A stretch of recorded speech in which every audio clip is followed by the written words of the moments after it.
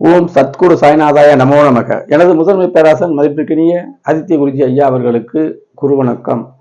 உலகம் முழுக்க பரவியிருக்கின்ற தமிழ் உறவுகள் அனைவருக்கும் மதுரை ஜோதிடர் சாய் செல்வத்தின் இனிய வணக்கங்கள். வாழ்க பல்லாண்டு. இன்னைக்கு நம்ம பார்க்க போற பதிவு, நாளில் சுக்கிரனுடன் சனி செவ்வாய், இது தாயாருக்கு பாதிப்பா, கல்விக்கு பாதிப்பா, வாகனத்துக்கு பாதிப்பா, மனைவிக்கு பாதிப்பா? இதுதாங்க இப்ப நான் சொல்ல போற பதிவு. என் மதிப்புமிக்க ஆசான் அவர்களுடைய கிரக பாவக சுபத்துவ பாவத்துவ சூட்சும வலு கோட்பாட்டின்படிதான் பலன் சொல்ல முடியும். தனிப்பட்ட ஜாதகமாக இருந்தாலும் சரி, கோல்சார பலன்களாக இருந்தாலும் சரி, அதுல தான் பலன் சொல்ல முடியும். ஜோதிடமே அதுல தான் இருக்கு அப்படிங்கிறத தெரிவிச்சுக்கிறேன். அதற்கு முன்னாடி எனது அஸ்ட்ரோ சாய் செல்வம் அப்படிங்கிற யூடியூப் சேனல்ல 1100க்கும் மேற்பட்ட கல்வி, உயர்கல்வி, அதன் தரம், திருமணம் அதன் தரம், இரண்டாம் திருமணம் அதன் தரம், வெளிநாட்டு வாழ்க்கை, ஆன்லைன் வர்த்தகம், ஏற்றுமதி இறக்குமதி வியாபாரங்கள், தொழில்கள், பிள்ளைகளுடைய தரம், பிள்ளைகள் வெளிநாட்டுக்கு போகலாமாங்கிறது கொஞ்சம் ஜாஸ்தியாக பார்க்கலாமா, அனைத்து விஷயங்களுமே கிரக பாவக சுபத்துவ அடிப்படையில், கோட்பாட்டின் அடிப்படையில் போட்டிருக்கேன். பாருங்க, சப்ஸ்கிரைப் பண்ணுங்க. அப்பதான் அடுத்தடுத்து நீங்க நான் போடக்கூடிய வீடியோக்களை பார்க்க முடியும். அதே மாதிரி ஷேர் செய்தீர்கள் ஆனால் நீங்க மட்டுமில்ல, உங்கள் உறவினர்கள், நண்பர்கள் அனைவருமே ஜோதிடத்தின் உண்மைத்தன்மையை உணரலாம். பிறகு நீங்க என்னோட கேள்வி தனிப்பட்ட ஜாதகம் பார்த்துக்கலாங்க. அதனுடைய விவரத்தை அப்புறம் சொல்றேன். இப்ப நான் எந்த ஒரு விஷயமானாலும் கிரக பாவக சுபத்துவ பாவத்துவம் சொல்றேங்க. ஆதிபத்தியம் இருக்கு, காரகத்துவம் இருக்கு. ஆதிபத்தியம்னா 12 கட்டம் இருக்குல்ல, அந்த கட்டத்துல ஒவ்வொன்றும் ஒரு ஆதிபத்தியத்தை குறிக்கும். லக்னம்னா நம்ம மூளை, நம்ம சிந்தனை திறன். 2ஆம் இடம் குடும்பம், தனம், வாக்கு, இப்படி வருங்க. 3ஆம் இடம் சகோதரம் வரும். முதல்ல உயிர்காரகம் தான் செயல்படும், உயிர்காரகம். அப்புறம் தான் நமக்கு உண்டான விஷயங்களை பார்க்கணும். 3ஆம் இடம்னா சகோதரம், நம்மளோட முயற்சி, வீரியம், தாம்பத்திய அமைப்பு, இப்படிலாம் வரும். 4னா தாயார். இப்ப நான் சொன்ன கான்செப்டுக்கு வந்துட்டேன். 4ஆம் இடம் தாயாரையும் குறிக்கும், வாகனத்தை குறிக்கும், கல்வியை குறிக்கும். இது ஆதிபத்தியம். காரகம்னா மனைவி, அதையும் குறிக்கும். ரெண்டுமே செயல்படும். அதை நம்ம பக்குவமா எது ஆதிபத்தியத்தை பாதிப்பு இருக்கா, காரக பாதிப்பு இருக்கான்னு நம்ம பார்க்கணும். எல்லாமே அந்த கிரகங்கள் ஒரு வீட்டில் எப்படி இருக்குது, செயலிழந்து போயிருக்கா, அரகுர உயிரோட இருக்கா, உயிர்ங்கிறது சுபத்துவம்னு வச்சுங்களேன், அது சுத்தமாகவே பலன் இல்லையா அப்படின்னு பார்க்குற அமைப்பை எடுத்துக்கிட்டு தான் அப்புறம் மற்ற விஷயங்களை பார்க்கணும்.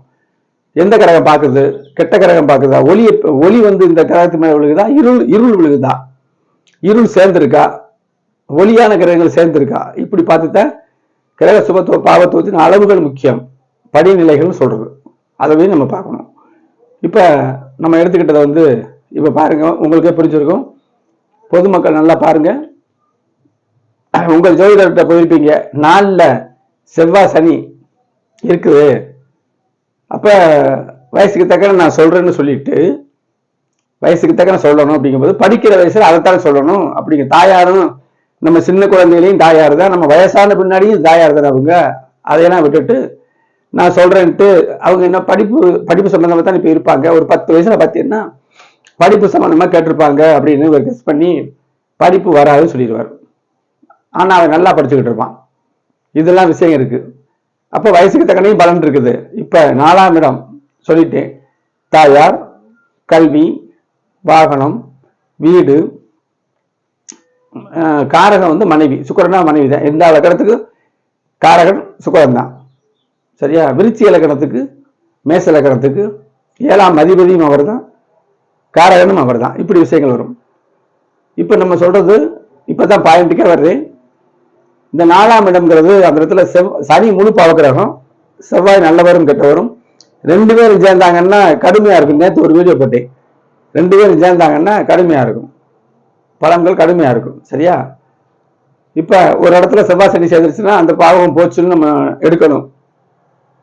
அப்ப 4ஆம் இடம், அந்த இடத்துல 4ஆம் இடத்துல செவ்வாய் சனி சுக்கிரன் அங்க இருக்காரு. அதை பத்தி நம்ம பேச போறோம். எத்தனையோ வீடியோக்கள் போடலாம். மனசுல அவ்வளவு கருத்துக்கள் வரும். விதிவிலக்க பார்க்க தெரிந்த ஜோதிடருக்கு வீடியோக்கள் நிறைய போடத்தான் அவங்களுக்கு அந்த மனசுல வரும். 4ல சுக்கிரன் இருக்கு. திக்பலம்னா அந்த இடத்துல பலம் பெறுவார். திக்பலம் சூரியன் 10ல, செவ்வாய் 10ல திக்பலம், லக்கணத்துல குருவும் புதனும் திக்பலம், சுக்கிரன் 4ல திக்பலம். சரியா? இப்ப இந்த வீடியோவை ஒரு லிமிட் பண்ணணும். நிறைய போய்கிட்டே இருக்கும். உங்களுக்கு போர் அடிக்கிற மாதிரி வந்துடும். அதுக்காக ரத்ன சுருக்கமா சொல்றேன். 4ஆம் இடம்னா சுக்கிரன், செவ்வாய் சனி இருக்கு. தாயார் பத்தி தெரிஞ்சுக்கணும்னா, தாயாருடைய ஸ்தானத்துல சுக்கிரன் இருக்காரு திக்பலமா. ஒரு 50% இருக்குன்னு வச்சுக்கோங்க. இந்த செவ்வாயும் சனியும் கெடுத்து போறோம். அப்ப தாயார் பாதிப்புன்னு நம்ம சொல்லிட முடியுமா? தாயார் பாதிக்க மாட்டார் அப்படிங்கிறதுக்கு என்ன விவரம்? 4ஆம் சந்திரனுடைய நிலையை பார்க்கணும். 4ஆம் அதிபதியுடைய நிலையை பார்க்கணும். இப்ப கன்னியா லக்னம் 4ஆம் இடத்துல சுக்கிரன் வந்துருவார். திக்பலம் தான். நீசம் எடுக்கக்கூடாது. நீசம் திக்பலமா மாறிடும், பலமாயிரும். புதன் தான் இந்த வீட்டு அதிபதி, அவரை பார்க்கணும். சரியா? 4ஆம் இடம் கெட்டு போயிட்டாலே தாயார் போச்சு சொல்லக்கூடாது. கடக வீடை பார்க்கணும், சந்திரனுடைய நிலையை பார்க்கணும். அப்புறம் தான் 4ஆம் இடத்துல யார் இருக்கான்னு பார்க்கணும்.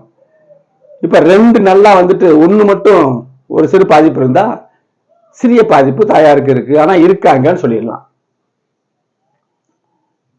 அதை அவங்களாவே உறுதிப்படுத்தும். சரி, தாயாரை விட்டுருங்க. கல்வி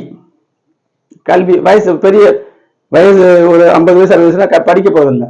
ஆனாலும் அபூர்வமா என்ற ஒரு ஜாதகம் வந்துச்சு. 50 வயசுல ஏதோ ஒரு கல்வி படிக்கிறாரு. அதையும் எடுக்கணும். அது அதிகமான அடிப்படை பலத்துல கல்வி ஸ்தானம் புதனம் நல்லா இருந்தா அந்த படிப்பு எண்ணங்கள் வந்துடும். அது சம்பந்தப்பட்ட தசாபத்தி வரும் பொழுது அது வயசானாலும் வரும். அது எப்போ ரேரா தான் நடக்கும். பொதுவா 4ஆம் இடத்துல கல்வி பாதிப்பா இருக்கா அப்படின்னு நம்ம பார்த்தோம்னா 4ஆம் இடம் கல்வி தான். அங்க சுக்கிரங்கிற ஒளி இருக்கு, திக்பலமாக இருக்கு, செவ்வாய் சனி எடுத்து போறோம். அப்ப படிப்பு வராதுன்னு சொல்லிடுறதா? கிடையாது. புதனுடைய வீடுகளையும் பார்க்கணும். இது பாவக சுபத்துவம் வீடுகள், அதையும் பார்த்துக்கிறணும். இது முக்கியமுங்க.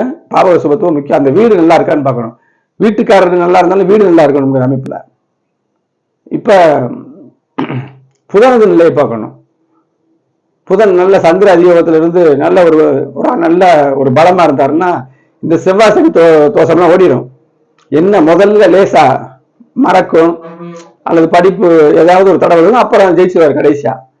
முதல்ல பாவத்துவம், அப்புறம் சுபத்துவம். ராசிக்கு நாளை பார்க்கணும். அப்படி அந்த நேரத்தில் இந்த நேரத்துல தான் லக்னத்துக்கு பார்க்கும்போது ராசிக்கும் பார்க்கணும். அது ஒரு ராசிக்கு 4ல ஏதோ ஒரு குரு ஏதோ ஒரு வெளிச்சம் இருக்கு வச்சுக்கோங்களேன். 4ஆம் அதிபதி நல்லா இருந்தாருன்னா படிப்புல தடை இல்லைன்னு சொல்லிடணும். சரி, அடுத்து என்ன இருக்கு? வாகனம். சரி, சுக்கிரன் தான். சுக்கிரனோட இந்த செவ்வாய் சனி இருக்கு. டிரைவர் கூட சொல்லலாம். வர செவ்வாய் சனி எந்திரம் 4ஆம் இடத்துல. சரியா? இப்ப வாகனத்தை தான் பேசுறோம். அப்ப 4ஆம் அதிபதியுடைய நிலையை பார்க்கணும். சுக்கிரன் தான் வாகனத்துக்கு சொகுசுக்கு. அப்ப 4ஆம் அதிபதி பார்க்கணும். 4ஆம் இடத்துக்கு நல்ல வெளிச்சம் இருந்துச்சு வச்சுங்க. இப்ப செவ்வாய் சனி சுக்கிரன் இருக்கு. மேற்கொண்டு ஏதாவது ஒரு கிரகம் பார்த்துட்டு வச்சுங்களேன், அவர் வாகன பிரியரா இருப்பாரு. ஒரு நல்லபடியா நல்ல வேகமா டிரைவிங் பண்ற மாதிரி ஒரு அமைப்பா இருக்கும். 3ஆம் இடம் நல்லா இருந்தால் மனத்தெம்பு அதையும் நம்ம சேர்க்கணும்.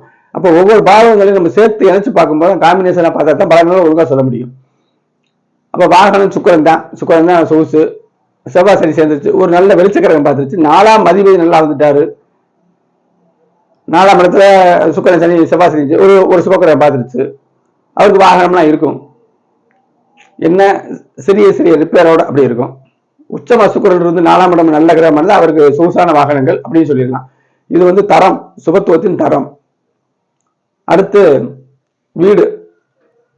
செவ்வாய் சனி இருந்து 4ஆம் வீட்டுக்கு எடுத்துச்சுன்னா பழைய வீடு அல்லது வீடே இல்லைன்னு சொல்லிடக்கூடாது.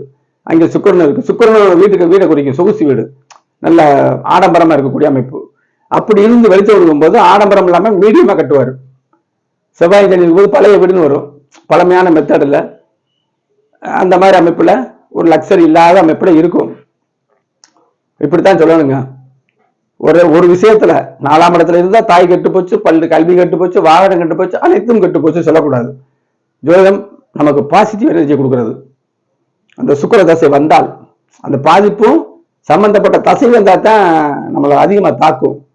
புத்திகளில் கூட அவ்வளவா இருக்காது. ஏன்னா அரசனுக்கு கட்டுப்படுறது, தசாநாதனுக்கு கட்டுப்பட்டவர் தான் புத்திநாதன்.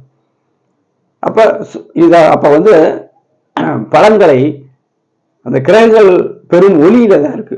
கிரகங்களின் ஒளி கூடுதலாக அதிக ஒளியை வாங்குறாங்களா? இடம் கொடுத்த கிரகத்தின் நிலை எப்படி இருக்கு? அவங்க சுகத்துவமா இருக்காங்களா? இப்படி அப்படி அடுத்தடுத்து நம்ம பார்த்து இந்த பலன்களை சொன்னோம்னா சரியாக இருக்குமுங்க. ஆக ஒரே வார்த்தையில் எந்த பதிலும் சொல்லக்கூடாதுங்க. சரியா? 4ஆம் இடத்தில் செவ்வாய் சனி சுக்கிரன் இல்லாம இருந்தா அதுக்கு ஒரு பாதிப்பு உண்டு. அதுவும் நம்ம செவ்வாய் சனி மட்டும் இருக்கு ஒரு ஜாதகத்துல, சுக்கிரனே இல்லைன்னு எடுத்துக்குவோம். அப்ப அந்த இடத்துல சந்திரன் நல்லா இருந்து கடக வீடுகள் இருந்தா தாயாருக்கு பாதிப்பு இல்லை, சிறு நோய் இருக்கலாம், அது அந்த தசா வந்தா தான். அதே மாதிரி வாகனத்தை பார்த்தோம் வச்சுக்கோங்களேன், சுக்கிரன் நல்லா இருந்து சொகுசு, வாகனத்துக்கு சுக்கிரன் தான், சொகுசு நல்லா இருந்து 4ஆம் இடம் நல்லா இருந்துச்சுன்னா, 4ஆம் அதிபதி நல்லா வந்துட்டா, ராசிக்கு 4 வந்துட்டாருன்னா வாகனத்திலையும் சொல்ல இருக்காது. வீடு சுக்கிரன் தான், நல்லபடியா சுக்கிரன் நல்லா வந்துட்டு இந்த செவ்வாய் சனி மட்டும் இருந்துட்டு எந்த கிரகம் பார்க்கலைன்னா வீடு வாங்குறதுக்கு கொஞ்சம் லேட் ஆகும். அந்த பழைய வீடுகளை வாங்குவார். ஒரு ரிப்பேரான அமைப்புகள்லாம் வீட்டில் இருக்கும். இப்படித்தான் சொல்லணும். அப்போ ஒரே விஷயம் சொல்லக்கூடாது. பாவகம், பாவகாதிபதி, காரகம், இந்த 3 கிரக சுபத்துவ பாவத்துவத்தின் அளவீடுகளை பார்த்தோம்னா பலன்களை கடகடன்னு சொல்லிடலாங்க. என்னிடம் ஜாதகம் பார்க்க தனிப்பட்ட முறையில் திரையரசிக்குள்ள வாட்ஸ்அப் நம்பருக்கு தொடர்பு கொள்ளுங்க. கிரக விளக்கத்தோடு பலன்களை தெளிவாக கேட்டுக்கொள்ளலாம். என்னிடம் ஜாதகம் பார்க்க வந்து உள்ளூர் நண்பர்கள், வெளியூர் நண்பர்கள், வெளி மாநிலத்தில் உள்ள வெளிநாட்டில் உள்ளவர்கள் ஒரு தரம் பார்த்தாருன்னா அடுத்தடுத்து பார்ப்பாங்க. என்ன காரணம்? ஜோதிடம் எதுல இருக்குன்னு ஒரு அற்புதமா ஒரு குருநாதர் நமக்கு சொல்லி கொடுத்துருக்காரு. அதை ஆய்வு பண்ணணும். நல்லா இருக்கு, கரெக்டா இருக்கு பலன், அதன்படி நம்ம சொல்றதாங்க. அடுத்த ஒரு பதிவில் நுணுக்கமான பதிவில் சந்திப்போம். நன்றி, வணக்கம்.